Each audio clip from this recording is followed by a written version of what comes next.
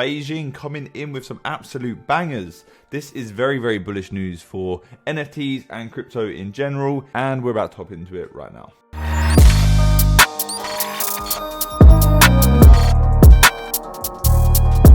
Ni hao, my fellow degens, we've got some great news coming in from the land of China.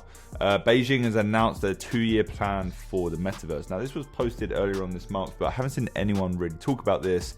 And this is pretty huge considering the amount of bans and regulations that China has been putting onto crypto over the last couple of years. This kind of shows you now where their head is at and what they're going to be focusing on.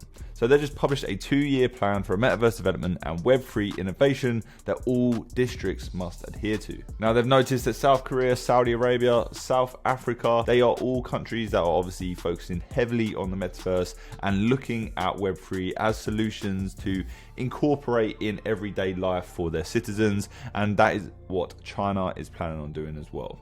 So their 2-year plan, what is it? They plan on raising metaverse awareness because apparently Chinese citizens right now just don't give a shit about it. And I mean, fair enough, because I don't really care about the metaverse myself, but they are planning on increasing that awareness and getting people more involved and understanding how the metaverse can be used in their day-to-day life. I'd be interested to see what they come up with. Their plan depends on numerous districts in Beijing developing infrastructures that will promote the use of metaverse technology. Furthermore, the plan would integrate 3D visualization and GIS technologies to build a visual urban space digital platform, whatever that is. Sounds cool. So it looks like they're going to be providing a lot of support for citizens to build inside of the metaverse. They're going to be using sandbox programs as well. And yeah, like I said, they were previously completely against Web3, the metaverse and NFTs, all of that stuff. So yeah, exactly what has changed. The government's perception of the metaverse has changed. So they now see it as a tool that can help the country's economy recover from the pandemic.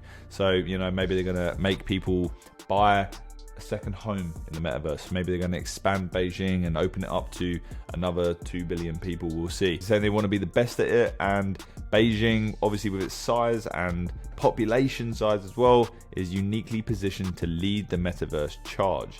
And I actually agree with that. You know, I've been to China myself. I was there for around a month.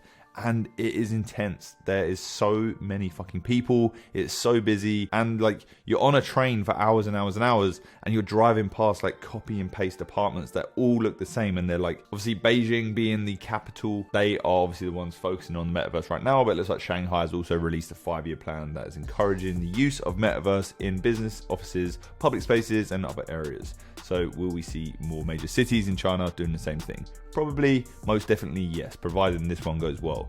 I don't really know how this is going to look in the next sort of 5 to 10 years. Like, are we going to be running around a metaverse in our spare time? You know, are we all going to like clock off work, you know, be sat there in our seats, hooked up to these wires, just like working in the metaverse? And that's where our main job is. And this is just a place that we exist in, these like tiny apartments all locked up together because the population's so big, and we're getting fed like liquid tubes getting pumped in through our noses and stuff. I don't know.